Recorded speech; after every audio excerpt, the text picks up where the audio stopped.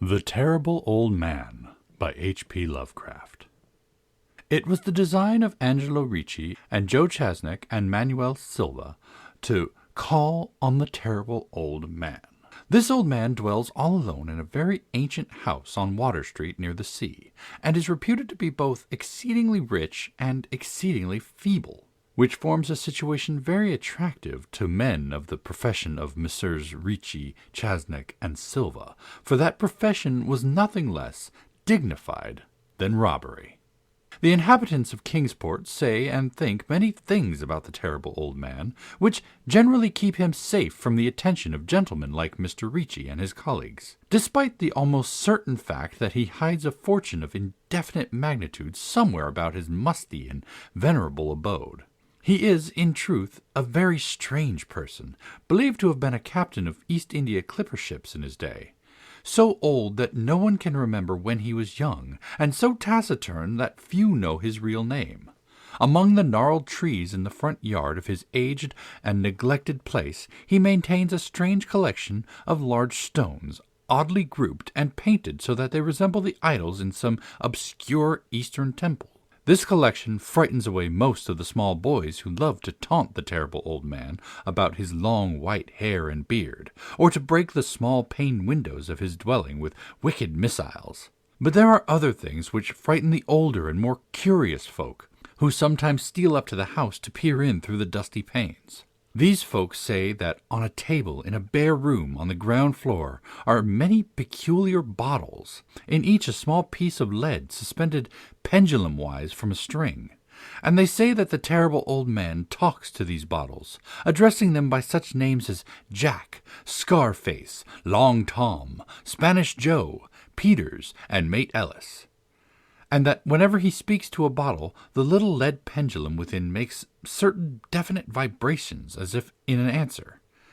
Those who have watched the tall, lean, terrible old man in these peculiar conversations do not watch him again. But Angelo Ricci, Joe Chasnek, and Manuel Silva were not of Kingsport blood.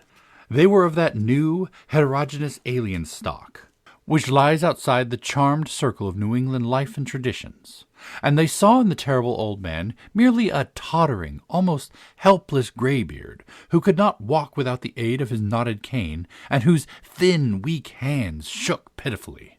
They were really quite sorry in their way for the lonely, unpopular old fellow, whom everybody shunned, and at whom all the dogs barked singularly. But business is business, and to a robber whose soul is in his profession, there is a lure and a challenge about a very old and very feeble old man who has no account at the bank, and who pays for his few niceties at the village store with Spanish gold and silver minted 2 centuries ago. Messrs. Ricci, Chasnek, and Silva selected the night of April 11th for their call. Mr. Ricci and Mr. Silva were to interview the poor old gentleman, whilst Mr. Chasnek waited for them and their presumable metallic burden with a covered motor car in Ship Street, by the gate in the tall rear wall of their host's grounds. Desire to avoid needless explanations in case of unexpected police intrusions prompted these plans for a quiet and unostentatious departure. As prearranged, the 3 adventurers started out separately in order to prevent any evil-minded suspicions afterward. Messrs. Ricci and Silva met in Water Street by the old man's front gate, and although they did not like the way the moon shone down upon the painted stones through the budding branches of the gnarled trees, they had more important things to think about than mere idle superstition. They feared it might be unpleasant work making the terrible old man loquacious concerning his hoarded gold and silver, for aged sea captains are notably stubborn and perverse. Still, he was very old and very feeble, and there were 2 visitors. Messrs. Ricci and Silva were experienced in the art of making unwilling persons voluble, and the screams of a weak and exceptionally venerable man could be easily muffled. So they moved up to the one lighted window and heard the terrible old man talking childishly to his bottles with pendulums. Then they donned masks and knocked politely at the weather-stained oaken door. Waiting seemed very long to Mr. Chasnek, as he fidgeted restlessly in the covered motor car by the terrible old man's back gate in Ship Street. He was more than ordinarily tender-hearted, and he did not like the hideous screams he had heard in the ancient house just after the hour appointed for the deed. Had he not told his colleagues to be as gentle as possible with the pathetic old sea captain? Very nervously, he watched the narrow oaken gate in the high and ivy-clad stone wall. Frequently he consulted his watch and wondered at the delay. Had the old man died before revealing where his treasure was hidden, and had a thorough search become necessary? Mr. Chasnock did not like to wait so long in the dark in such a place. Then he sensed a soft tread or tapping on the walk inside the gate, heard a gentle fumbling at the rusty latch, and saw the narrow, heavy doors swing inward. And in the pallid glow of the single dim street lamp, he strained his eyes to see what his colleagues had brought out of the sinister house which loomed so close behind. But when he looked, he did not see what he had expected, for his colleagues were not there at all, but only the terrible old man, leaning quietly on his knotted cane and smiling hideously. Mr. Chasnock had never before noticed the color of the man's eyes. Now he saw that they were yellow.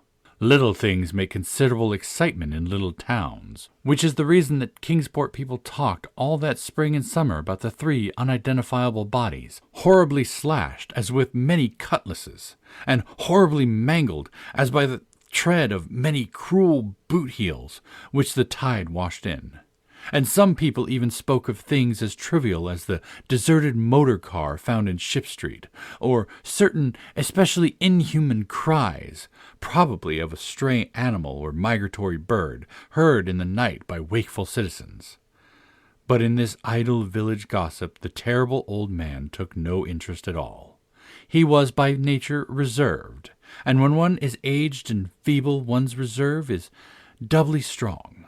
Besides, so ancient a sea captain must have witnessed scores of things much more stirring in the far-off days of his unremembered youth. The End.